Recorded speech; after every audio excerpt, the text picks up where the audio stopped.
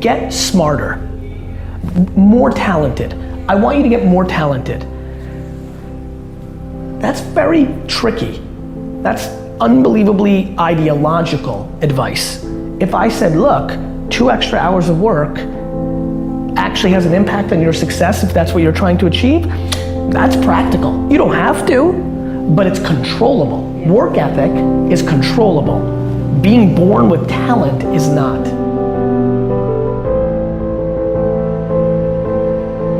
Getting things is not going to make you happy. That's good news in a tough economy. It's a good reminder. You know, it doesn't matter what you get. Doesn't matter whether it be money or opportunity. All those things might excite you for the moment. You know, even a relationship, as magnificent it may be, might be exciting for a while. But if you don't keep growing, that relationship isn't going to stay exciting. So the secret to real happiness is progress. Progress equals happiness. And if we can make progress on a regular basis, we feel alive. And that's why at the beginning of the year, we get this thing like, okay, I can have this fresh start. I could really do what my soul desires. I could expand. I could grow. I could improve. I could change. Or maybe better than change, I could progress. See, think about that. Progress is an aliveness to it, doesn't it? You don't have to work at changing. People say all the time now, well, I'm working on changing. Don't worry about it. Change is automatic. Your body's going to change whether you want it or not as the years go by. And no matter how hard you work, there's going to be some changes going on there. And the economy is going to change no matter what you want it to do. The weather is going to change. Relationships are going to change. Everything in life is always changing. We don't have to work on change. Change is automatic, but progress is not.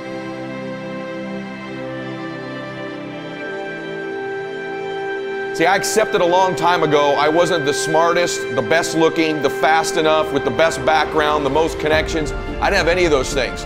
What I could control was my work ethic. You've heard me speak many times about outworking everybody, but I think that just feels good when we hear it, but most people don't take it seriously. If you think that I have a little bit of success in my life, I can tell you what I attribute it to. Yes, self-confidence, yes, mindset, visualization, goals, all the things I talk about all the time. Listening skills, influence, energy transfer, how to be happier, all of that stuff applies. When you get to winning, for me, it's come down to maxing out. And what maxing out means is you do one more at least than you think you're capable of. So when you're done, whatever you're doing, whether it's at the gym or phone calls or meetings or in sports, one more shot, one more throw, one more swing of the golf club or the baseball bat, the separator is for the winners, they do one more. I'm addicted to one more. And so I want your mantra going forward to be one more. What does that look like if we're working out? That means when we're in the gym and we say, I'm gonna do 5 sets of 10, I'm crazy. Like I'm a psycho because I wanna win. I wanna be somebody. I wanna separate.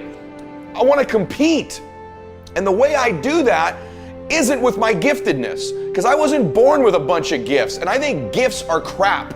I think for the most part, gifted people struggle in life because things come easy to them. I like that things haven't come easy for me in my life. I like that I don't have natural talents in every area. And maybe you like that about you too. Maybe you've looked at yourself all your life and thought, man, I don't have that natural beauty or that natural talent or this gift for creativity or intellect or humor. I don't have any of those things. But what I got is I will outwork you. And so at the gym, one of the things I focus on, they say it's 5 sets of 10. When I'm at 10, I go one more, bam, 11. If I'm running on the treadmill and it's a 45-minute run, I never finish at 45. I always go one more minute, 46. If I'm at the office and I'm supposed to make 25 phone calls that day, when I'm at the end of the day, I always do one more. If I've got meetings, I always do one more. My mantra for 3 decades in business has been one more. Why? Because we get out of life what we think we deserve. And I'm the kind of guy that I know when you do 45 minutes on the treadmill and I do 46, I deserve to be fitter. I know that when I'm lifting weights and I watch you do 5 sets of 10 and every single time I do one more. When it's a set of 5, I do 6. When it's a set of 8, I do 9. When it's 45 on the treadmill, I do 46.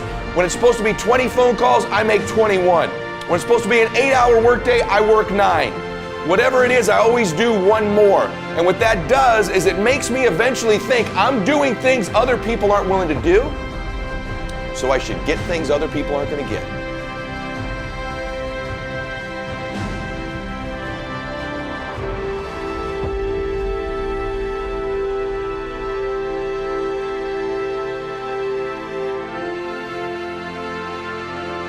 Purpose and reason and cause are extremely important.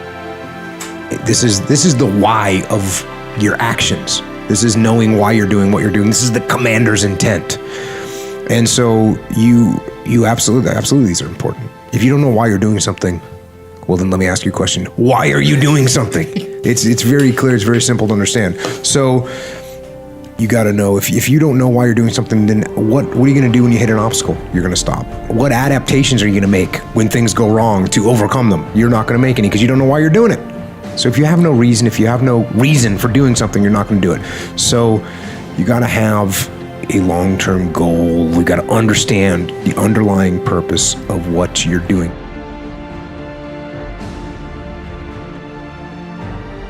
You know who you have control over? You. You don't have control over your 9-year-old kid. You might think you do, but you don't. You don't have control over your wife to just make her, get in the game. Oh, you wanna stay on the program. You wanna cook, whatever, 14 chicken breasts on a Sunday night, so you got 2 a day during the week. Honey, make it happen. If you are a good leader and you explain what your goals are and you get her on board with the program, then yeah, guess what she's doing on Sunday night? Helping you cook some chicken breast for the week. But this is just like anything else, man. This is just like any other leadership situation. You want to blame the team when something's going wrong? That's not going to get you a solution. You need to take ownership of the problem. You need to get the problem solved. And when I say get the problem solved, this doesn't mean impose your will on the team. That means you need to lead the team. And there's a big difference.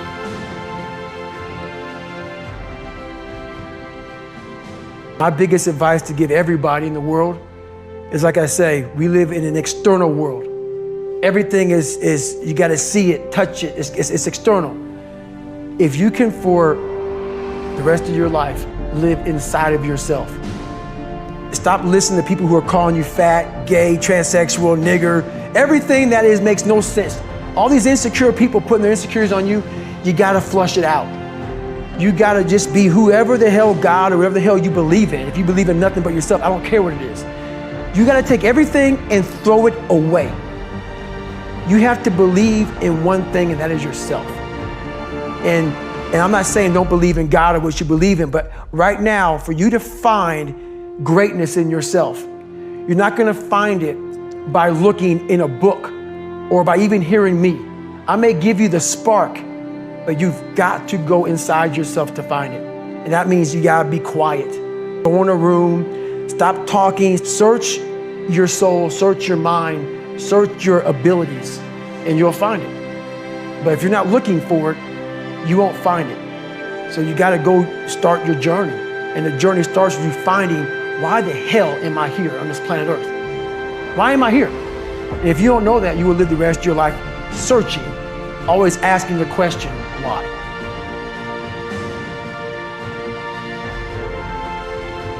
Most of this generation quits the second they get talked to. You did this wrong, or they get yelled at. It's so easy to be great nowadays because everybody else is, most people are weak. This is a softened generation. So if you have any mental toughness, any ability, if you have any fraction of self-discipline, the ability to not want to do it but still do it. People have a hard thing to understand. I hate to run. And what makes me so crazy, why do you run if you hate it? I don't want to take showers and eat either. I hate that too. That's life, man.